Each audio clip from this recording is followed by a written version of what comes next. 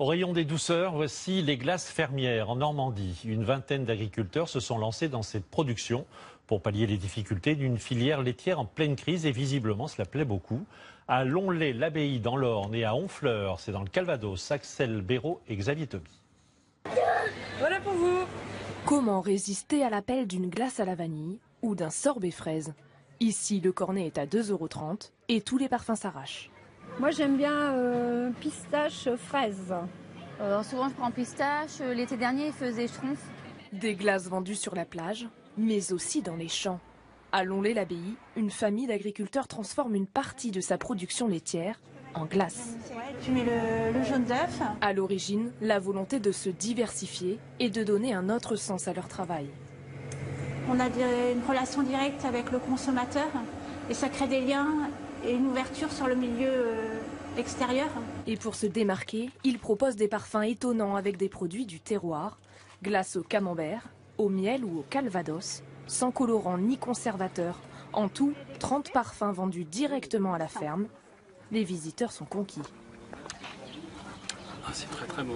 J'avais un peu peur que ça soit très alcoolisé. Mais en fait, c'est le parfum plus que l'alcool qui ressort dans une fraîcheur qui vous ravit, quoi. Vraiment, on sent le goût du fruit. Enfin, c'est pas une glace qu'on achète au supermarché, quoi. Ouais, on sent la différence. Cet autre agriculteur s'est lui aussi lancé dans l'aventure en 2009. Ses glaces ont eu tellement de succès qu'il a fini par ouvrir une boutique à Honfleur. Il a séduit une clientèle en quête d'authenticité. Les glaces industrielles, je n'aime pas. On ne sait pas ce qu'il y a dedans. Là, j'ai entièrement confiance dans les produits locaux. C'est une glace au yaourt, il n'y a pas d'acidité, elle est extraordinaire. Voilà. Et sur la mienne, on sent vraiment le goût du lait. C'est beaucoup plus prononcé que sur une glace traditionnelle. Un plaisir à 2,50 € minimum, à consommer bien sûr, sans modération. Des parfums classiques aux spécialités locales à base de camembert ou même de torgoul, les glaces de la ferme à Honfleur proposent plus d'une cinquantaine de recettes. Leurs spécificités, elles sont faites directement à la ferme. Avec une centaine de vaches, le GAEC du Bois-Louvet produit chaque année 1 million de litres de lait. Philippe Cocagne, l'un des associés, souhaitait diversifier la production. Il y a 6 ans, il lance l'activité glace, pilotée ici par son épouse. Le fromage c'est très bien, la crème c'est très bien, mais il y en a déjà beaucoup qui en font. Donc on cherchait quelque chose de nouveau et tout. Donc c'est comme ça que ça nous a plu. Et rien de plus simple lorsqu'on a la base à la maison. Le lait donc, auquel on ajoute des œufs suffisamment, du sucre, de la crème et la pâte ou le fruit en cas de sorbet qui donnera le goût. Le tout est ensuite versé dans cette machine. Pour les sorbets, on les chauffe à 73 degrés. Quand la partie haute est arrivée à température, ça bip et j'ouvre le clapet papillon là et ça passe par la partie froide. Et là, elle refroidit. Et tout ça en un quart d'heure. Grâce à ce procédé, pas besoin de conservateur. Les autres secrets de fabrication resteront derrière ces murs. Dans les périodes de forte activité comme en ce moment, la ferme du Bois-Louvet fabrique près de 400 litres de glace par jour, une entreprise en pleine croissance. Il y a un aspect météo qui n'est pas toujours à notre avantage, cette année il l'est. Et parallèlement à ça, donc, on développe aussi notre commercialisation de produits auprès des restaurateurs, des boutiques du terroir en circuit court. De la ferme au commerce, il n'y a qu'un pas que Philippe Cocagne franchit tous les jours avec bonheur. Il s'installe souvent une relation une petite complicité. C'est aller jusqu'au bout de la démarche, avoir un produit et aller jusqu'au consommateur. Des gourmets qui restent rarement de glace. Tu auras remarqué que quand c'est vendredi et que c'est pâtisserie, il y a toujours plus de monde. Pour la distribution finale, bien entendu. Eh bien, ça fond. Puisqu'on y est, ça fond parce que il fait chaud. On est en Normandie sous le soleil, bien entendu. Et je vais vous demander immédiatement à Philippe Cocagne de me rejoindre. Salut Philippe, comment ça va? Très bien.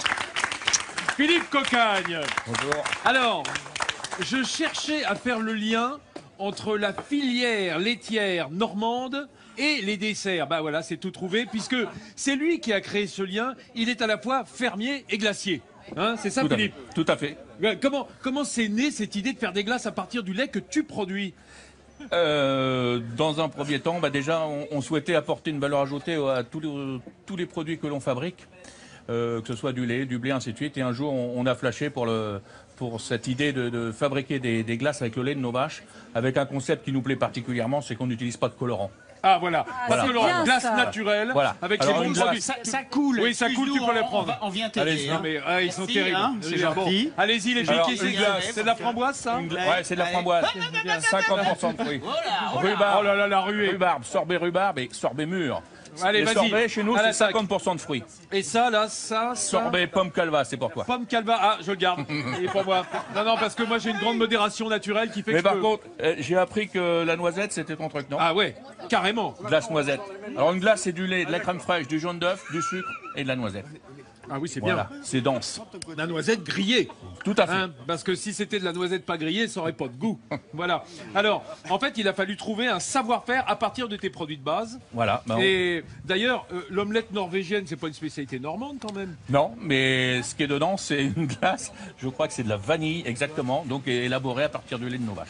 Voilà. Et ça, Et on ce fait sont- de la pâtisserie glacée, au moment de Noël, c'est des bûches. Toute l'année, on fait des gâteaux, des petites milliardises glacées.